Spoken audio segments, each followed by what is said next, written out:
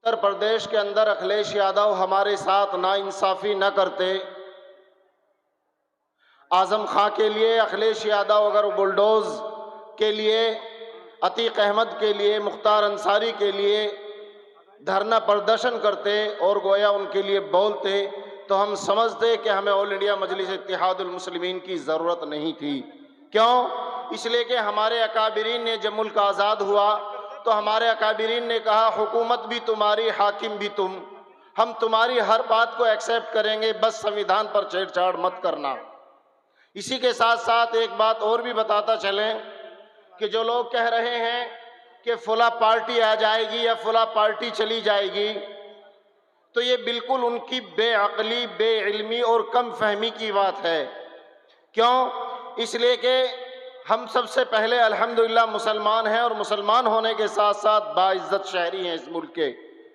तो ये बात समझ लेनी चाहिए, हमें अगर डरना है किसी पार्टी से या किसी फला एमएलए और विधायक और मुख्यमंत्री से नहीं। पश्चिम प्रदेश अध्यक्ष डॉक्टर मेहताब चौहान साहब और ज़िला प्रेसिडेंट मौलाना इमरान कासमी साहब का हुक्म हुआ, मैं हाजिर हो गया। अलबत्ता इतनी बड़ी जगह और मुझ जैसा नाकारा ये शोभा नहीं देता, लेकिन ये बात ज़रूर बता दूं आप लोगों को कि ऑल इंडिया मजलिस इत्तेहादुल मुस्लिमीन एक ऐसी वाहिद जमात है, एक ऐसी वाहिद तंजीम है कि अगर दूसरे देशवासियों को ये फ़ख्र होता है कि गोया बीजेपी पूरे भारत में पार्टी है, तो अल्हम्दुलिल्लाह ऑल इंडिया मजलिस इत्तेहादुल मुस्लिमीन का कार्यकर्ता भी मुल्क के कोने कोने में है।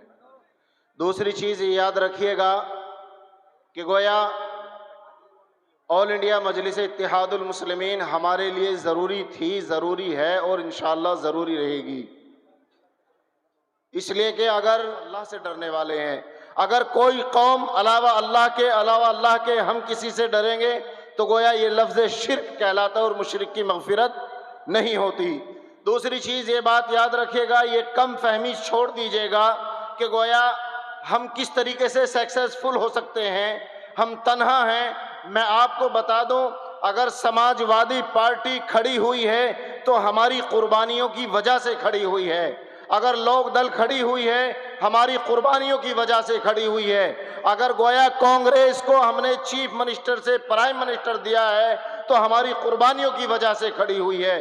अगर गोया बीएसपी को हमने चीफ मिनिस्टर बनाया है बहन कुंवारी मायावती जी को, तो हमारी कुर्बानियों की वजह से हुई है। अगर हत्ता के हम इस वक्त में एक नया शूसा छिड़ा है जिसको हम चंद्रशेखर के नाम से जानते हैं, वो पिछली मर्तबा चुनाव लड़ते हैं तो 3000 वोट मिलते हैं, और जब हमारी लोकसभा से चुनाव लड़ते हैं जहां मुस्लिम बहुल्य है तो गोया वो एमपी बनकर के आ जाते हैं। इसी के साथ साथ ये राजनीतिक पार्टी के अलावा अराजनीतिक पार्टी पर आ जाइए, चाहे आपका किसान यूनियन का संगठन हो या कोई भी अराजनीतिक संगठन हो, अलावा मुसलमानों की किसी की कुर्बानियों को फरामोश नहीं किया जा सकता। मुसलमान की कुर्बानी मैं नहीं है। तो मैं आपसे दरख्वास्त करता हूं कि मायूसी एक गोया कुफ्र है, मायूसी मत रखिए। हमारा काम करने का है, कामयाबी देना और न देने का काम अल्लाह का है। क्यों? इसलिए कि हजरत यूसुफ अलैहिस्सलातु वस्सलाम 7 तालों के अंदर बंद हैं। अल्लाह ने कहा निकलो यूसुफ। हजरत यूसुफ अलैहिस्सलातु वस्सलाम ने फरमाया अल्लाह ये तो दरवाजे बंद हैं, बहुत ठाठड़े ताले हैं, ये तो बड़े मजबूत दरवाजे हैं। अल्लाह तबारक व तआला ने कहा यूसुफ तुम्हारा काम निकलने का है, बाकी काम हमारा है। यूसुफ अलैहिस्सलातु वस्सलाम ने कदम उठाया तो गोया अल्लाह ने तमाम दरवाज़ों को खोलते चले गए। आखिर में एक बात बता करके अपनी बात को ख़त्म कर रहा हूँ कि गोया हमारे कॉन्स्टिट्यूशन, हमारा जो गोया संविधान है, उसमें बाबा साहिब अम्बेडकर ने एक बहुत शानदार बात कही है कि संघर्ष करो, संगठित रहो, शिक्षित बनो। कहिए नहीं बात, संघर्ष करो, संगठित रहो, शिक्षित बनो। क्या हमारे मुकद्दर में शराब खाने रह गए? क्या हमारे मुकद्दर में गोलियां खानी रह गई? क्या हमारे मुकद्दर में फसाद ज़दगान कहलाना रह गया? अगर याद रखिएगा दिल्ली के लोगों, ये मैं आपके लिए एक बात कह रहा हूं, अगर 2002 का गुजरात का कातिल नरेंद्र मोदी है, 2013 का मुजफ्फरनगर का कातिल अगर अखिलेश यादव है, तो 2020 का कातिल केजरीवाल क्यों नहीं है? और याद रखिएगा इंसानी फरीजा भी है और गोया हमारा इस्लामी तरीक़ा भी है कि हम जालिम को जालिम कहें। खाली दाढ़ी रख लेना, टोपी ओढ़ लेना, 5 वक्त की नमाज पढ़ लेने का नाम दीन नहीं है, ईमान नहीं है। ईमान की अगर मुझे पहचान करनी है तो ईमान की पहचान इस बात से होती है कि सामने वाला अगर बुराई करे तो उसका मुकाबला करना चाहिए, अगर हिम्मत हो तो उसको हाथ से रोकना चाहिए। तो बहरहाल ये मुल्क कॉन्स्टिट्यूशन से चलता है, यहाँ लाठी डंडे से लड़ नहीं सकते हम, लेकिन वोट देकर के तो उनकी मुखालफत और अपनी हिमायत कर सकते हैं। इसीलिए मैं अपनी बात को यहीं ख़त्म करता हूँ। हमारे बड़े बड़े लोग दानिश्वर दानिशमंद तशरीफ़ फरमा हैं। एक बात यह जहन में आ गई कि जो लोग ये कहते हैं फला टीम है, ए टीम है, बी टीम है, ये टीम है, ये कोई नई चीज़ नहीं है। दिमाग से सोचो, दिमाग को खोलो और उनको जवाब दो।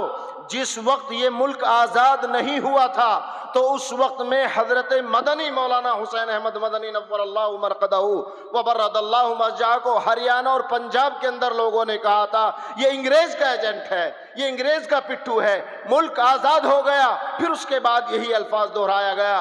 फिर उसके बाद डॉक्टर मसूद साहब आए, उनको यही अल्फाज कहा गया। डॉक्टर अय्यूब साहब आए, उनको यही अल्फाज कहा गया। और कहने वाले कौन होते हैं? जिस तरीके से रईसुल मुनाफिकीन, कौन? मीर जाफर, रईसुल मुनाफिकीन मीर जाफर ने अपने भांजे सिराजुद्दौला के साथ गद्दारी करके उनको शहीद कराया था और मुल्क के जियालों को उन्होंने न जाने कितने लोगों को शहीद उनकी गद्दारी से हुए थे।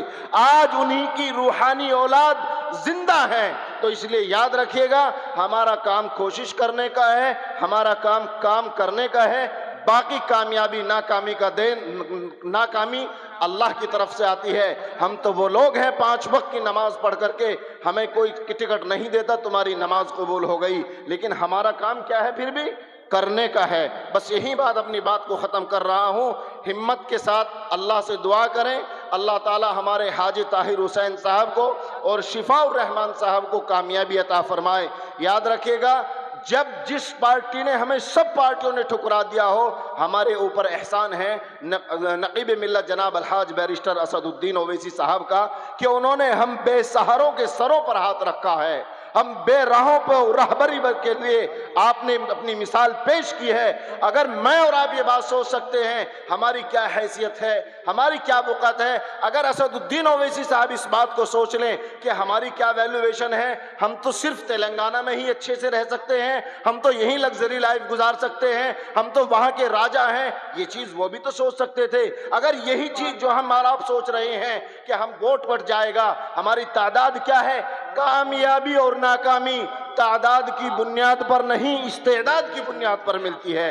इंसान के अंदर क्वांटिटी नहीं, क्वालिटी की ज़रूरत है। तो बहरहाल मैं अपनी बात को यहीं ख़त्म करता हूँ। अल्लाह से दुआ करें, अल्लाह ताला हमारे सदर बैरिस्टर असदुद्दीन ओवैसी साहब को और जहाँ जहाँ उनके प्रत्याशी लड़ रहे हैं उन सभी को कामयाबी अता फरमाए। आमीन व आखिर।